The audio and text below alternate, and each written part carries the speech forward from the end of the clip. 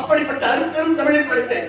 அத்தனை சார்ந்தவர்களும் ஆண்டவர்களும் நின்ற சபையில் அடியை யாதொரு குறைகள் குற்றமும் செய்திருந்தால் தங்களுடைய வீட்டு பிள்ளைகளை எல்லாம் தவறு செய்துவிட்டார் எப்படி பொறுத்துக் கொள்வீர்களோ அதுபோல எங்களையும் பொறுத்துக் கொள்ளுமாறு இந்த சிறம் தாழ்த்தி வேண்டுவதை கேட்டுக்கொள்கிறேன். அன்புடன் வணக்கம் வணக்கம் வணக்கம். நான் பிரம்மாவின் புதல்வன். நான் பிரம்மாவின் சொல்லுவார் என்னை பற்றி நன்றி தெரிந்தவர்கள் என்னை பார்த்த உடனேயே நாரதா நமஸ்தே என்று வணங்குவார்கள். காரணம் நாரதனின் கிரகம் நம்பிக்கையை முடிப்பது தெற்கு விடுத்து எல்லோருக்குமே தெரியும். ஆனால் தெரியாதவர்கள் என்னை பார்த்தவனையே நாட்டில் வந்துவிட்டார். இவன் ஒரு கொடியவன், கலகைக்காரன், கலகம் செய்வதே விடுக்க பிடிப்பாக போய்விட்டது. அப்படி என்று தான் நினைத்து பேசுவார். அப்படி என்னை பற்றி நன்கு தெரிந்தவர்களுக்கும் தெரியாதவர்களுக்கும் என்னுடைய சிறந்தாழ்ந்த நமஸ்காரத்தை நான் மறுபடியும் தெரிவித்துக் கொள்கிறேன். நான் தினத்தோடு ஒரு கழகத்தை செய்திருக்கிறேன். ஒரு நாளைக்காக ஒரு கழகத்தை செய்யாவிட்டால் என் சிரமானது 1000 சுத்தராக வெடிக்கும் என்று தக்கன் எனக்கு கொடுத்த சாபம். அந்த சாபத்தின் பிரகாரம் தினத்தோடு ஒரு கழகத்தை தேடி அடைந்து கொண்டிருக்கின்றேன். இன்றைய தினம் எனக்கு கழகமே கிடைக்கவில்லை. நமோ நாராயணா, வைகுந்த வாசா, கோவிந்தா, எம்பெருமானி கழகத்திற்கு அருள்பாலிக்க வேண்டும் தேவா. நமோ நாராயணா.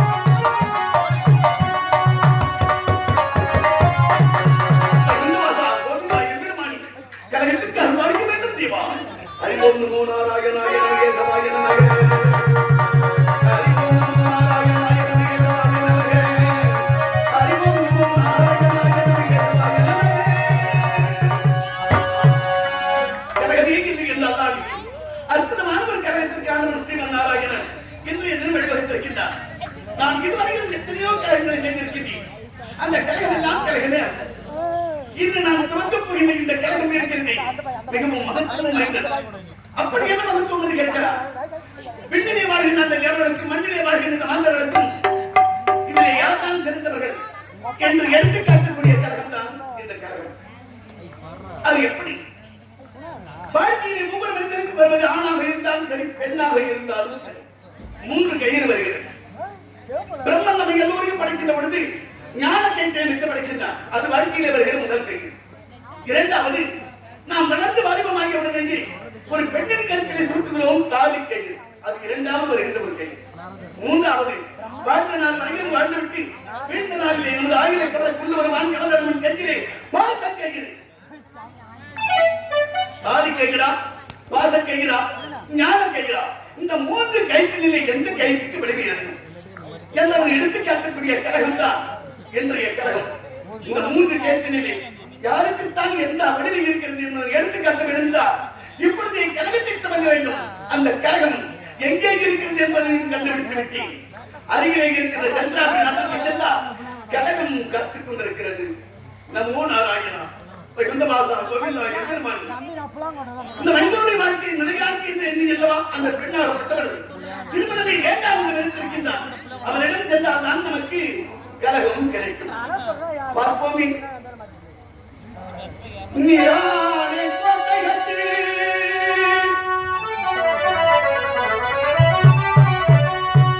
நடுவில் இங்கே நிலத்தை வைத்து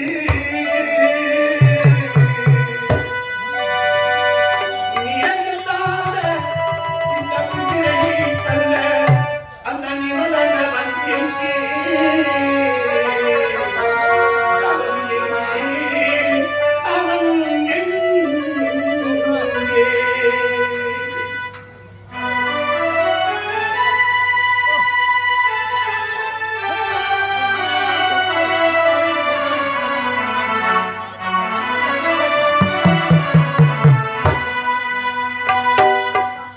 இந்த உலகம் என்னும் நான் எழுத்தை ஏன் படைத்தாலும் இறைவன் என்னும் நான் எழுத்தில் எழுதி சென்றாலும் ஓடிவிட்டாலோ இல்லை கலந்து கொண்டாலோ தெரியாமல் மறைந்து விட்டாலோ ஓடிவிட்டாலோ உலகம்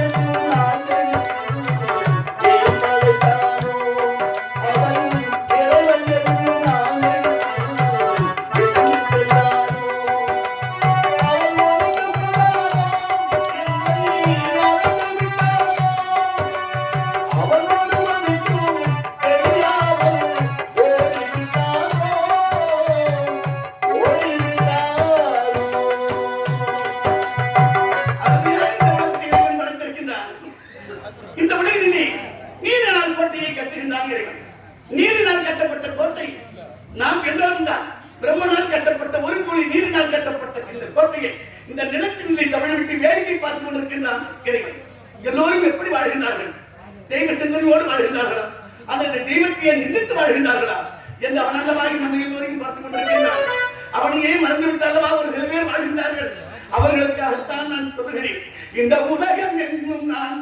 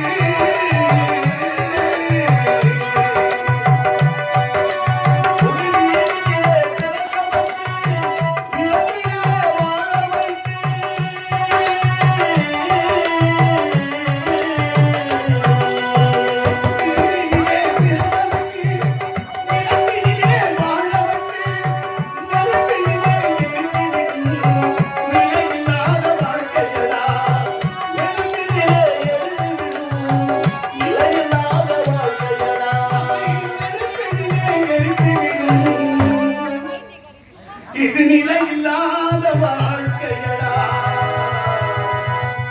நினைத்து பார்த்தா உலகத்திலே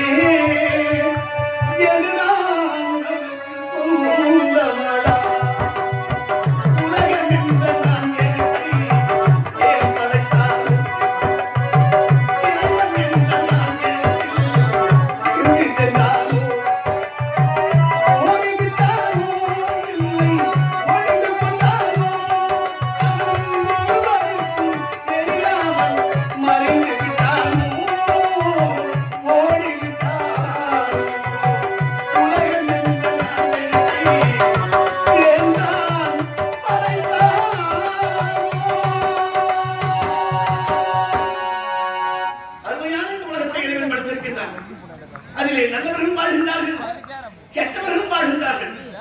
இருந்தால் இது எல்லாம் இறைவனுடைய திருவிளையாடல் தான். நல்லவன் என்று ஒருவன் இருக்கிறான் என்று காட்டிக் கொடுப்பது யாரால்? கெட்டவன் என்று ஒருவன் இருப்பதனால் தானே நல்லவனை அடையாளம் காட்ட முடிகிறது. அதற்காகத்தான் இப்படிப்பட்ட இருந்தாலும் இப்பொழுது சந்திராபுரி நாட்டுக்கு செல்ல வேண்டும். உடனடியாக நாம் கழகத்தை தொடங்க வேண்டும். புறப்படுகின்றேன். நாராயணன்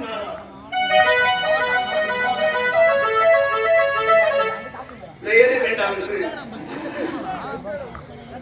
அன்பர்கள் அடியாக நினைத்துக் கொண்டிருக்கும் தில்லி மாவட்டம் வைரப்பட்டி கிராமத்தைச் சேர்ந்த வி எம் கோவிந்தராஜன் அடியாளுக்காக 100 ரூபாய்கள் பரிசாக வழங்கியிருக்கிறார்கள். அவர்களுக்கு நன்றியார்ந்த வணக்கத்தை தெரிவித்துக் கொண்டு வாழ்வில் நீண்ட ஆயும் நிறைய சிறப்பையும் எம்பெருமான் கிடைக்கும் தர வேண்டும் என்று இறைவனை வேண்டி வழங்கி ஓய்வடுகிறேன். அன்புடன் வணக்கம் வணக்கம் வணக்கம். புறப்படுகிறேன்.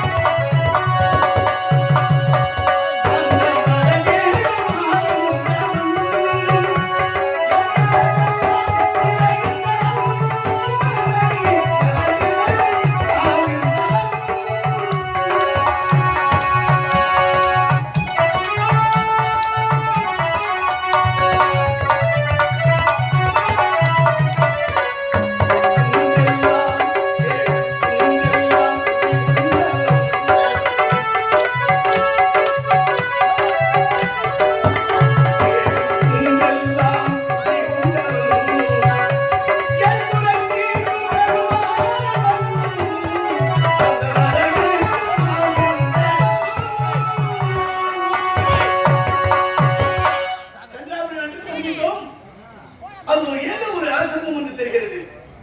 உள்ளே நெருங்கி பார்க்கலாம். என்ன ஆசிரமம் என்று பார்க்கலாம்.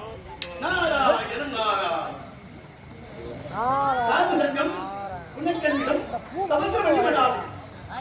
அப்படி என்றால் ஒரு பெண்ணால் பிறந்தவள் திருமண வாழ்க்கையை வேண்டாம் என்று வெறுத்து இருக்கிறார். நாம் நாடி வந்த இடம் இதுதான் அதற்கு தகுந்த இடம். நம் கழகத்தை தகுந்தவர். சரி, இந்த கன்னியாகுமரி யாராயும் பெண் காவலாளிகள் இருப்பார்கள் அல்லவா? அவர்களை சென்று பார்க்கிறார். நாராயணன் காவல் என்றால் இப்படித்தானமா இருக்க வேண்டும். யார் வேணா உள்ள போனா யார் வேணா வெளியே வரலாம்.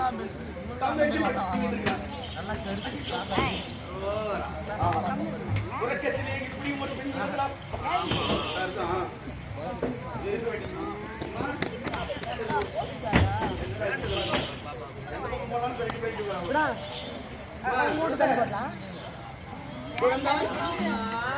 அம்மா இல்ல ஐயா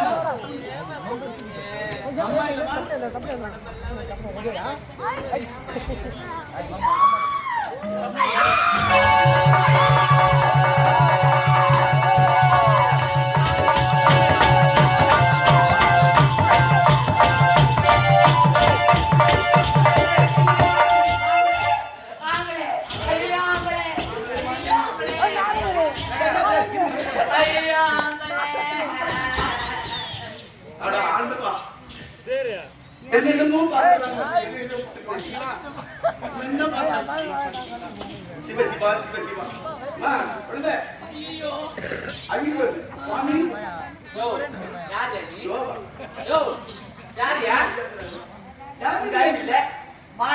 அறிவில் சூடு இல்ல சொன்ன இல்ல உன் கண்ணில் இருந்தா இல்லையா இருக்குமா?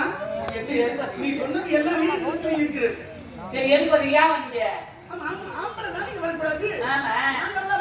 நீங்க யாரு?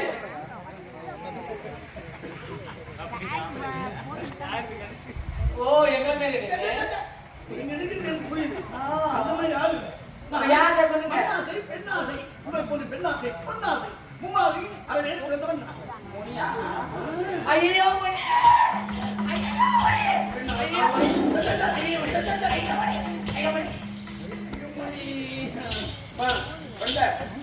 பெண்களை பிடித்து ஆட்டிருக்க முடியல. அது வாழ்மொழி தடாமொழி கரமொழி. அப்படி என்னடா நீ? நான் நாரதமொழி. அம்மா அம்மா நான் வந்திருக்கேன். அண்ணா பட்டானே வாய்து பெக்கர் மூளை பத்தி கட்டோ அது பட்டாங்க. நாரதம் நாமளே வந்திருக்கீங்க. எவ்வளவு ரிஷி அப்படி போய் சொல்லு. யோ அங்க என்ன? ஆமா ஆதி தங்கி சாது சங்கம் உனக்கு நிமிஷம் சமுத்திர வெளியிடாரு. ஆமா 5 வயது உட்பட்டவர்கள் வரலாம். 60 வீரர் 60 வயதுப்பட்டவர்கள் வரலாம். வரலாம். அதுக்கு மேல்பட்டவங்க யாரா வந்தா தலை துண்டிக்கப்படும் சொல்லிக்கிறாங்க. உண்மைதாமா? பாத்தியா? பாத்தல போயிட்டே. ஐயோ, இந்த மடத்தை எங்களுக்கு தான் முதல்வர்கள் கொடுத்திருக்கிறார்கள். எங்களுக்கு தான் முக்கியத்துவம். என்ன முக்கியத்துவம்? அந்த முதலில் பத்தி சாது சங்கம். சாதி சங்கம் தெரியுமா? சாதி யார்? ஏற்கனவே உழைக்கிறனாலவா முபாசிகள் பிறந்தவர்கள் சாதுகள். நாங்கள் வரலாம். எங்களுக்கு தான் முதலிடம். நான் சாதாரணமானவன் அல்ல. அப்படி எப்படிப்பட்டவன் கேட்டீங்க? நான் தேவலோக ரிஷி. ஆமா. ஏன் சார் நீங்க 3000 வருத்தவரா? ஆமா. ஏன்னா கால் மேல போடுங்க கட்டிட்டு வச்சுக்கிறீங்களா? ஓ, அந்த கார்டு நல்லா வச்சிருக்கீங்க. அப்புறம் அந்த வாயில பணம் ஏத்துமா? ஆதார் கார்டு கேட்டீங்க போயாங்க. ஆதார் கூட கூடாது. நீங்க எல்லாத்தையும் வந்துட்டு அவங்க வைக்கலாம். ஆதாரம் இருக்குது. எங்களுக்கு எல்லாம் இந்த ஓட்டு ஐடி கிடையாது. ஆதார் கார்டு கிடையாது.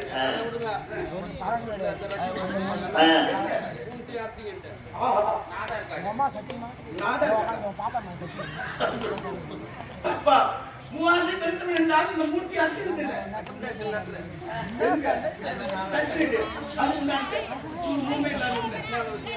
அப்படியேப்பா 3000 மரணே யார் வந்து தெரியல வெறுப்பா ஏன்பா ஏன் பிராணம் வாங்கி இருக்கீங்க? இல்ல 3000 வருத்தால தெரியல கதை சந்தேகம் வருது. ஏன்னா தெரியாது. காரணம் என்ன தெரியுமா? 3000 என்னங்க?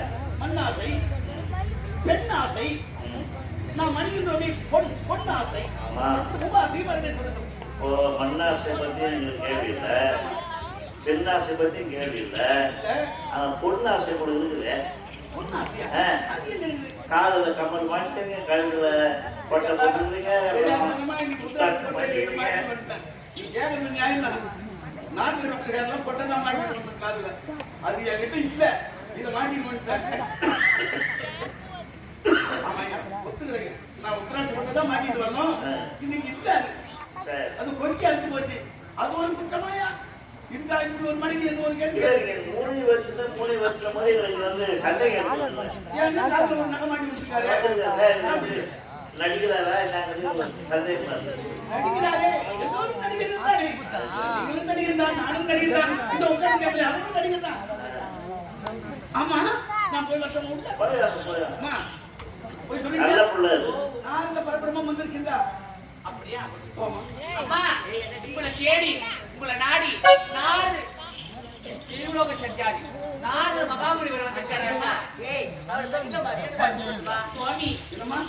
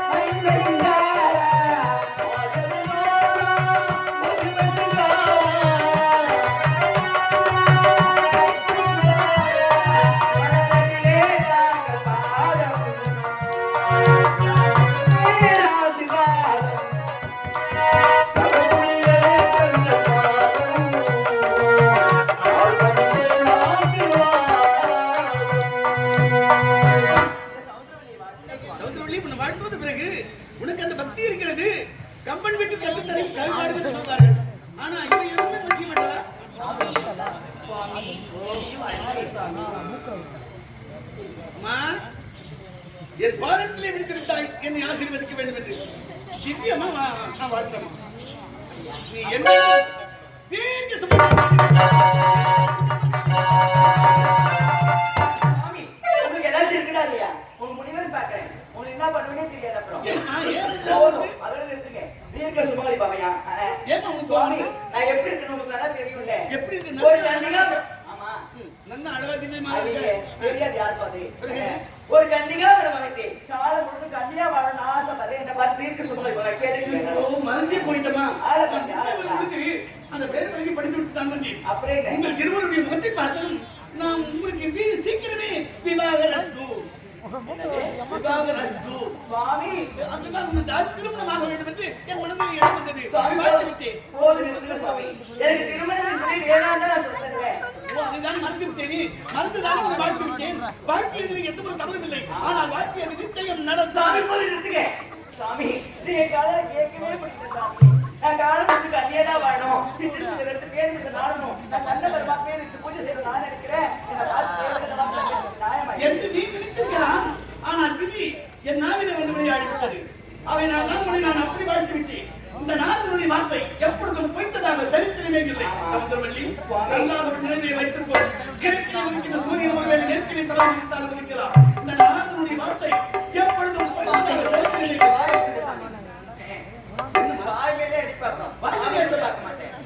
அப்படியே பரவாயில்ல சுவாமி எனக்கு அப்படிப்பட்ட வாழ்க்கை வேண்டாம் வார்த்தை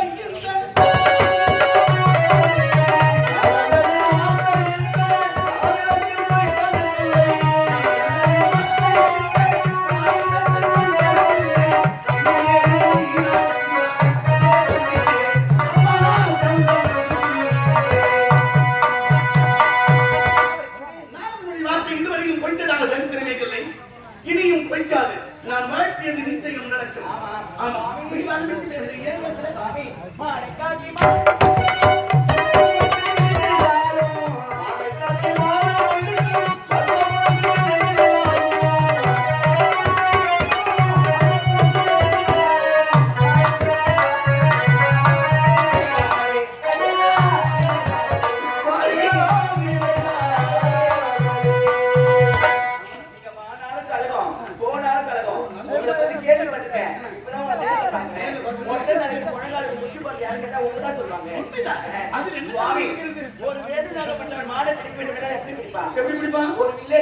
கொளுத்தி எப்படி பிடிப்பான் அப்படின்னா ஒரு பல்ல பறிச்சு அந்த பழத்துல சிறகெல்லாம் போட்டு அந்த மாடு தெரியாம அந்த பழத்துல வந்துச்சு அப்படி பிடிப்பான் மானை. ஆனா நீங்க எப்படி மானை பிடிப்பீங்க தெரியுமா? ஒரு பொய்மானை காட்டி மீன் பிடிக்கிறாங்க. அப்படி நான்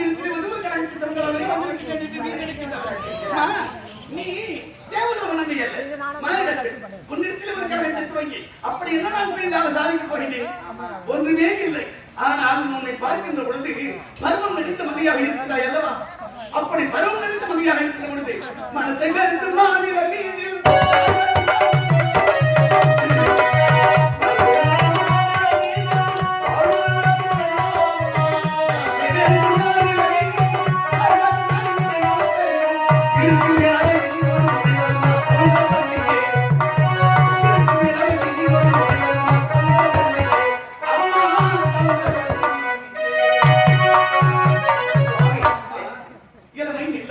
இந்த யாக்கை நிலையால் ஆகையினால் பருவம் இருக்கிற பொழுதே தயார் செய்ய வேண்டும் அல்லவா? சுவாமி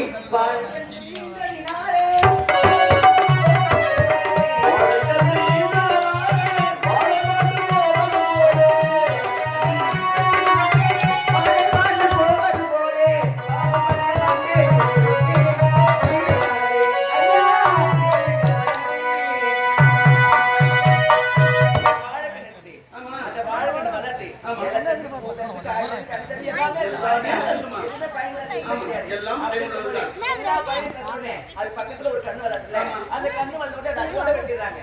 அதனால நல்லாதான் இருக்கிறாங்க, எல்லாமே நல்லபடியா செய்யறாங்க, ஒரு குழந்தை பெற்றுக்கிறாங்க. அதுக்கப்புறம் வாழ்க்கையில என்ன இருக்கு? எதுவுமே கிடையாது, சாதிச்சாங்க, ஒண்ணுமே சாதிக்கல. அப்படிப்பட்ட வாழ்க்கை எனக்கு வேண்டவே வேண்டாம். நீங்க ஏதோட்டமாக பார்த்து சொல்லுற இந்த வாழ்க்கையில் ஒன்றுமே கிடைக்கிறது. ஆனால் சரியான உதாரணத்தை நீயே எனக்கு காட்டி என்ன உதாரணம் சொல்லுப்பா? வாழை பெற்று கண்டதினாலே வாழை மாண்டு போவது கொலை தந்த மரம் எதுக்கு உபயோகப்படும்? கொலை தள்ளாத மரம் எதுக்கு உபயோகப்படும்? கொலை தள்ளாத மரம் வாழைக்கு தான் புண்ணியப்படும். ஆனா கொலை தள்ளிய மரம் சுப முகூர்த்தங்களுக்கு பிரயோஜனப்படும். ஆகையினால் உன்னை கொலை தந்த மரமா தான் என்று சொல்றேன். சரி, இன்னொரு விஷயம் தெரியுமா? வாழை பெற்று கண்டதினாலே என்று உரைத்தாயல்லவா? வாழை மாண்டு போவதில்லை. அது எப்படி மாறு தெரியுமா? அது கொலை தருவதற்கு முன்னால் பல ஜன்மங்களை ஈட்டெடுத்து விட்டுத்தான் பிறகுதான் கொலை தரும். வாழையடி வாழையாக ஒரு மனிதன் வாழ வேண்டும் என்பதற்காகத்தான் பல ஜன்மங்களை ஈட்டெடுத்து விட்டு அது ஒரு கொலையை தள்ளி அதனுடைய வாழ்க்கையை முடித்து விடுகிறது. புரிகிறதா? அப்படி உன்னுடைய வாழ்க்கை சரி. இந்த சமுத்திரவள்ளி இப்படிதான் வாழ்ந்தான்னு நாளைக்கு யார் சொல்லுவாங்க? கொஞ்சம் அது ஐயா ஆர்வீக சக்கரவர்த்தி அவருடைய அப்பா பெரிய நாடக ஆசிரியர். ஆமா, அவருடைய அப்பா பெரிய நாடக ஆசிரியர். ஆனா இவர் ஆர்வீக சக்கரவர்த்தி நாடக ஆசிரியர் தான் இவர். புரியுதா? ஆனா வாடியடி வாடி அப்பா அவங்க அப்பா பத்தி பேச வேண்டிய காரணம் என்ன வருது? அவர் வாழ வச்சில்ல, இங்க வாழ வச்சிருக்காரு. அதனாலதான் வாழ வச்சதுனால தான் இப்பொழுது வாடியடி வாடியாக வந்திருக்கிறார். ஒரு மதிப்பு மரியாதை வந்து இல்லையா? இந்த சமுத்திரவெளி இப்படிதான் வாழ்ந்தாள் என்று நாளை உலகம் தெரிய வேண்டும் என்றால் உனக்கு பல பிள்ளைகள் பிறக்க வேண்டும். என் அம்மா இப்படித்தான் நூறு வாழ்ந்தாங்க, என் அம்மா இப்படிதான் வாழ்ந்தாங்க, உண்மையா வாழ்ந்தாங்க, பசுமையாக இருந்தாங்க அப்படின்னு நாளை யார் சொல்லுவா? அதெல்லாம் வாழ்க்கையே கிடையாது கிடையாது. அது சிற்றின்பத்தை வெற்றி பேரின்பத்தை நாட வேண்டும். நான் கடவுளை பார்க்கணும்னு நினைக்கிறேன். அது நிச்சயமா முடியாதுமா? பழம் இருந்து மரத்திற்கும் பருவம் உள்ள ஒரு மங்கைக்கும் பாதுகாப்பு இல்லை என்றால் மரமாக இருந்தால் கல்லால் அடிப்பார்கள், மங்கையாக இருந்தால் சொல்லால் அடிப்பார்கள். நீ கல்யாணம் ஆகணும்னு சொல்றேன். எனக்கு வேண்டாம் சுவாமி, வேண்டாம் வேண்டாம் வேண்டாம் சொல்றேன். ஒரு விஷயம் சொல்லுங்க. என்ன சுவாமி? திருமணத்தை எடுத்து நீ வாழ்ந்துடலாம் என்று நினைக்கின்றாய். என் வார்த்தை பொய்க்காது என்று நான் உரைக்கின்றேன். சுவாமி, சமுத்திரவெளி எப்படி நடக்கும் என்று நானும் பார்த்து வருகிறேன். எப்படி நடந்து பார்க்கறியா? பாடிகளும் பழகுண்டு பெண்ணே, நான் சொல்வதற்கு அப்படி என்றால் பாடிகள் பழகுண்டு என்று சொன்னால் இது உண்மையிலேயே நடந்த விஷயம், நடந்த கதை தான். அப்படியா? நடக்காத கதைகள். ஒரு மன்னன் ஒரு வழி இருந்தான். அவங்களுக்கு வெள்ளாக்கராக குழந்தையே இல்லாமல் இருந்து கடும் கவுன் இருந்து ஒரு பெண் குழந்தை வந்து பிறக்கிறது. பிறந்த உடனே மன்னனாய்க்கு அவன் என்ன பண்ண தெரியுமா? ஜோதிடரை கொண்டு வந்து கருத்து செய்து பார்க்கின்றான். இந்த குழந்தை பிறந்த நேரம் எப்படி இருக்கும் அப்படின்னு பார்க்கிறான். அவன் ஜோதிடன் கருத்து செய்து பார்த்து ஒரு முகம் மாறிவிட்டான். இதை பார்த்து விட்டான் மன்னன். ஏன் உங்களுடைய முகம் மாறி போச்சு அப்படின்னு கேட்கிறான். அந்த மன்னனை பார்த்து இந்த மன்னன் கேட்கிறான். அவன் என்ன, நான் உண்மையை சொன்னால் எங்கே ஒரு வரையலுக்கு ஆபத்து வந்து விடுவோம் என்று அஞ்சுகிறேன் மன்னா என்று அந்த ஜோதிடன் தெரிவித்தார். அப்படி என்ன விஷயம் என்று கேட்கப்படி, உன்னுடைய மகள் வளர்ந்து வாலிபமாகி பெருமை பிறந்த பிறகு நிச்சயம் ஒரு நாள் கோரம் போவார் என்று தெரிவித்து விட்டான் அந்த ஜோதிடன். அப்படியா? இப்படி காற்று வந்து விட்டது. ஏன்னா என் மகனா வரும் போவான் உனக்கு வெட்டி விடுகிறா என்று எடுத்தான் பாரு உடனே சற்று நேரம் யோசித்தான். சரி யாருங்க கவலை இவனை கொண்டு போய் காராகிரகத்தில் அழைத்து விடுங்க சிறையில போட்டுருங்க என் மகன் எப்படி வரும் போவான் என்று பார்த்து கொள்ளலாம் என்று அவனை சிறையில போட்டாங்க. இந்த பெண் வளர்ந்தா பாலிமமாகி விட்டார். எந்த தந்தையும் சொல்லாத ஒரு சொல்லை சொல்லுகிறான் தன் மகனை பார்த்து இந்த மன்னன். அப்படி என்ன சொல்லுதான் உங்களுடைய ஜாதகத்தில் இப்படி ஒரு தோஷம் இருக்கிறது. நீ வளர்ந்து வாலிபமானால் ஒரு நாள் நிச்சயம் சோரம் போவாங்க என்று ஜோதிடம் தெரிவித்து விட்டார். இந்த மான மரியாதை இந்த குடும்ப கௌரவம் இந்த அரசாங்கத்தின் கௌரவத்தை நீதான் காப்பாற்ற வேண்டும் அந்த பொண்ணு வீட்டு போய் வந்து ஆடுகிறார் தந்தை. அப்படியா உடனே அந்த பெண் ஒண்ணு மாதிரி புத்திசாலிக்கும்.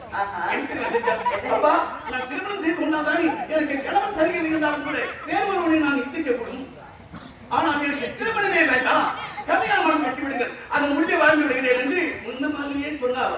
அப்படியா ஆமா அங்கே கல்யாணம் கட்டினார்கள். சில நாள் வாழ்ந்து வந்தார். திடீர்னு ஒரு நாள் காய்ச்சல் எடுத்தது அவளுக்கு. அந்த காய்ச்சலில் முக்கிய நாள் காய்ச்சலில் அவள் இறந்து விட்டார். ஐயோ இறந்த உடனே அங்கிருந்து தாய்மார்கள் எல்லாம் ஓடி போய் மன்னவன் வைக்கிறார்கள். உங்களுடைய மகள் இறந்து விட்டால் என்று தெரிவித்து அந்த மன்னவன் அழுதான். கொஞ்ச நேரம் அழுதுட்டு உடனே சிரிக்கிறதுக்கு சந்தோஷப்படலாம். தெரியுமா தன்னுடைய மகன் சோரம் போகாமல் இறந்து விட்டாலே ஜோதிடன் சொன்ன வார்த்தை பொய்யாகிவிட்டதே உண்மைதானே என்று நினைத்து அந்த ஜோதிடனை கொண்டு வந்து அவன் சிரிச்சதன் செய்ய பார்த்தான். அப்பொழுது சொன்னான் ஜோதிடன் ஐயா என்னை சிரிச்சதன் செய்யுங்கள் நான் வேண்டாம் என்று சொல்கிறேன். எத்தனை தானே இருக்க போகிறீர்கள் தாராளமாக உங்களுடைய மகளை கொண்டு போய் தகவல்களை செய்துவிட்டு வந்து எனக்கு எந்த தண்டனை வேண்டுமானாலும் கொடுங்க என்று தெரிவித்தார். அப்படியா சரி என்று அவள் ராஜகுமாரி அல்லவா இருந்தவள் அவளை அலங்காரம் செய்து வாசனை திறமைகளை மேலே பூசி அவளை சுடுகாட்டுக்கு எடுத்து செல்கின்றார்கள் கேள்விப்பட்டார். அப்படியா வானம் என்னமும் நல்லா தான் இருந்தது. அந்த நேரம் திடீர்னு மேகங்கள் இருந்த கூடியது கருங்கல் கூடி மேய்மணி அவற்றை எடுத்து பிணத்துக்கு எரிக்கிற பொழுது பிணத்துக்கு எரிக்க முடியும். என்ன பண்ண தெரியுமா மண்டபங்கள் இருக்கிற இடத்துல ஒரு மண்டபம் அந்த மண்டபத்தை முன்பு இந்த பிடித்த வச்சுட்டு எல்லோரு வீட்டுக்கு வந்து விட்டார்கள். மழை நிற்கட்டும் பிறகு இருக்கிறார்கள். ஆனால் அந்த நேரம் இரவு நேரமா போயிட்டு உடனே மழை விடாம பெஞ்சுட்டே இருக்கு. இரவு வந்துருது. இரவு வந்த உடனே அந்த வழியா ஒருத்தனா எவ்வளவு ஒரு நல்ல வாலிபமான ஒரு ஆளு அவனுக்கு ஊர் வைத்து அந்த ஊரை வச்சு தெரியாதவனுக்கு அப்படியா சுடுகாடா என்னன்னு கூட தெரியாதவனுக்கு அந்த வழியா வந்த மாதிரி அவன் மழையில நினைஞ்சிட்டு வரான். எங்க ஆகியும் ஒதுக்கிறதுக்கு இடம் இருக்குமா அப்படி அப்படியே தூத்து பார்த்துட்டு வரான். படிச்சுட்டு ஒரு மீன் முன்னே பார்த்தால் அழகான ஒரு மண்டபம் தெரிஞ்சது. அப்படியா அது சுடுகாட்டு மண்டபம்னு அவனுக்கு தெரியாது. அவன் தான் மீது சரி அந்த மண்டபத்தில் கொஞ்ச நேரத்தில் சொல்லுங்க சொல்லி வந்து ஒதுக்குகிறான். ஒதுக்கியதுலேயே தாரம் காட்டிலே அவள் மேலே பூசிருக்கிறது. அது தருப்பு செவ்வாங்க சொல்லக்கூடிய வாசனை திறமைகள் அந்த வாசனை திறமைகளை தான் இவனுடைய நாசியிலே உழைக்கிறது. அப்படியா இந்த நறுமணம் எங்கிருந்து வருகிறது என்று வாசனை வரும் பக்கம் திருப்பி பார்த்தானே படித்து ஒரு மின்னல் மறுபடியும் பார்த்தால் அந்த பெண் படுத்து கொண்டிருக்கிறான். இதை பார்த்து விட்டான். பார்த்த உடனே இவனுக்கு மனதிலே ஒரு சட்டம் வந்து விட்டது. இவனும் நம்மை கொண்டு மணிக்கு ஒதுங்கி வந்தான் போல் தெரிகிறது. சரி அழகாக இருக்கிறார். இவளை கூடி சேர்ந்தால் எப்படி இருக்கிறது அவன் மனதை கோட்டை கட்டுகிறான். சரி வார்த்தை கொடுத்து பார்க்கிறான். அவன் தான் அவனுக்கு தெரியும். அவனுக்கு குணம் தெரியாது இல்ல. வார்த்தை கொடுத்து பார்த்தான். அவன் பேசாமல் இருந்தான். பேசாமல் இருந்த உடனே இவனுக்கு சந்தோஷம் வந்தது. மகனும் சம்மதித்து மொழி இந்த மனதிலே முடி வெட்டி கொஞ்சம் உள்ள போனான். உள்ள போய் மறுபடியும் வார்த்தை கொடுத்தான். மறுபடியும் பேசாம இருந்தான். சரி சம்மதித்து விட்டாருன்னு மேல கை வச்சான். பேசாம இருந்து குணம் வச்சு அவனுக்கு குணம் தெரியல. இவன் என்ன தீயிலே கேட்டான். அந்த பிணத்தை கெடுத்து விட்டான். கெடுத்த உடனே இவனுக்கு தெரிகிறது அவன் இறந்து விட்டான் என்று. அச்சோ இவன் நம்முடைய கைப்பற்றவுடன் நீங்க இறந்து விட்டான் என்று அவன் இருந்து கொண்டு தப்பித்தோன்மை வந்து ஓடிவிடுகிறார். மழை நின்று விடுகிறது. பொழுது விடுகிறது. பொழுது விடுத்தவுடன் வந்து பார்க்கின்றார்கள். பிணத்தை ஏற்க அமைந்து பிணம் அலங்கோலமாக இருக்கிறது.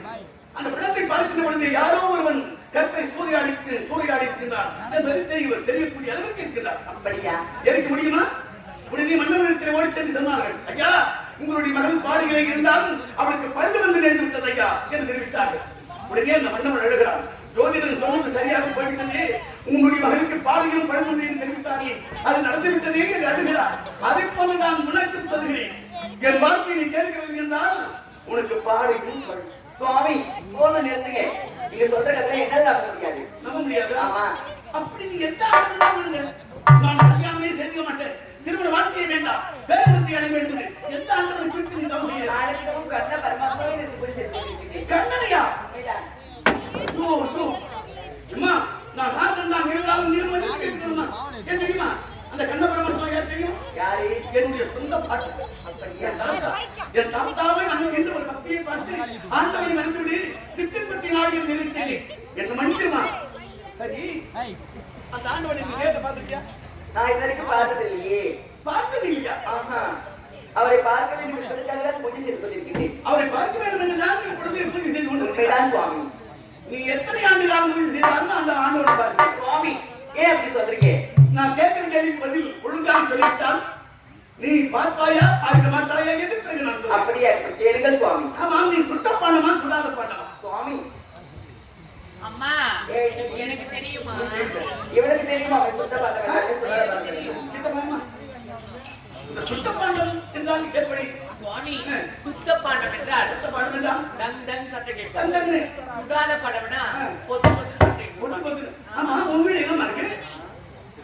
பொத்து வீடு சாமி. நான் நினைச்சுட்டேன் நீ இந்த மாதிரி ஒரு பதில் சொல்லும் போதே உன் வீடு அங்கதான் இருக்குன்னு நினைச்சேன். ஆமா, நீ சொன்னது உன் உதாரணம் சரிதான். ஏன் தெரியுமா? அந்த மண்பாண்டத்தை கூட சுட்டால்தான் நமக்கு அதை பயன்படுத்த முடியும். சுடவில்லை என்றால் பயன்படுத்த முடியாது. ஆனால் நம்மையும் சுட வேண்டும். பிரம்மனால் படைக்கப்பட்ட இந்த பாண்டங்களையும் சுட வேண்டும். அப்படியா? சுடணும்னா எப்படி சுடணும்? எப்படி? கடைசியில் கொண்டு கட்டமுட்ட வச்சு சுடுவாங்க, அது வேற அது. பிறகு நாவினால் சுட வேண்டும். சுவாமி என்ன சொல்றீங்க? ஒண்ணும் என்ன உரைக்கின்ற ஒன்றுமே புரியலையே. அதாவது ஆண்டவனை வணங்க வேண்டும் என்றாலும் கூட நாம் பிறருக்கு உபதேசம் செய்ய வேண்டும். உபதேசம் பண்ண வேண்டும். உபதேசமா? உபதேசம் பெற்றால்தான் குருவரன் கிடைத்தால்தான் பிறகு இறைவனின் திருவருள் கிடைக்குமாமா? சுவாமி அப்படி என்றால் எனக்கு குறைந்து சொல்லிக் கொள்வதற்கு யாருமே கிடையாது. காதலா எனக்கு குருவாக அமைய வேண்டும் சுவாமி. உனக்கு அர்த்தம் இல்லை என்றால் உனக்கு உபதேசம் செய்கிறேன். அப்படியா? ஆனா நான் சொல்லக்கூடிய மந்திரமோ அது நாடக மந்திரம், அது நவத்திற்கு மந்திரம், அது நேரவை மந்திரம், அது நிலையான மந்திரம். அப்படிப்பட்ட ஒரு மந்திரம் மாநில பெண்ணாகிய உனக்கு வருமா என்று நான் சிந்திக்கிறேன். அப்படியா சுவாமி? இதுதான் வருமா? வரும் சாமி. வருமா? நீங்க சொல்லிக் கொடுத்தா எனக்கு வரும். இல்லையம்மா, கொஞ்சத்தில் வாராதம்மா.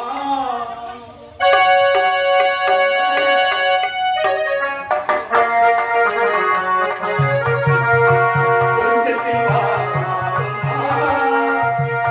தரகந்தன் பல்லகமேயாதம்மா.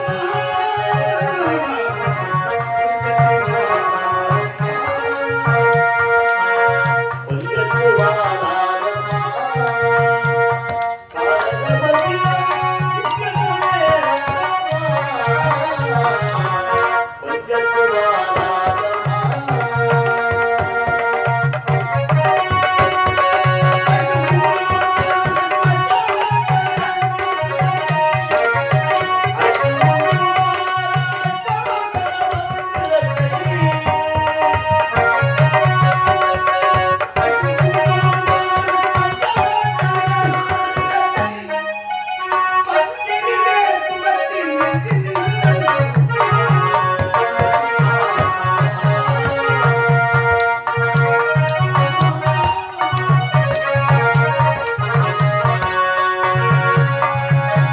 அது எட்டெழுத்து மந்திரம். அது எப்படிப்பட்ட மந்திரம் தெரியுமா? எப்படிப்பட்ட இந்த மந்திரம்? மந்திரம் மட்டும் உனக்கு வந்து விட்டால் யாரை வேண்டுமானாலும் பார்க்கலாம். அப்படியா? தேவர் திருமூர்த்தியும் பார்க்கலாம். அப்படியா? ஆமா, அவரோடு பேசலாம். அப்படியா சுவாமி? அது மட்டுமா, 30 கோடி தேவர்களையும் பார்க்கலாம். அவர்களோடு நீ சகஜமாக பேசலாம். அப்படியா? அங்கு ஏன் போகிறாய்? உயிரை பிடிக்கும் தேவர்கள் பார்க்கலாம்.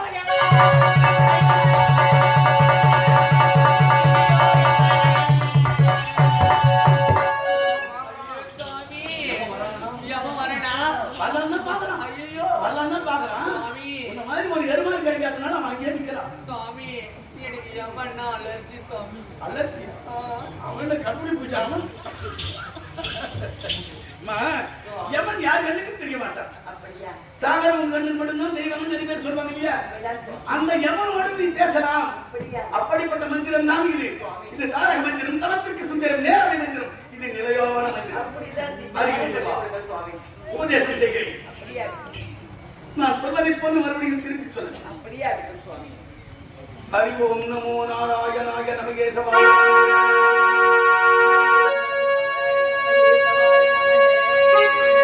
ஹரி ஓம் நமோ நாராயணாய நமகேசவாய நமகே.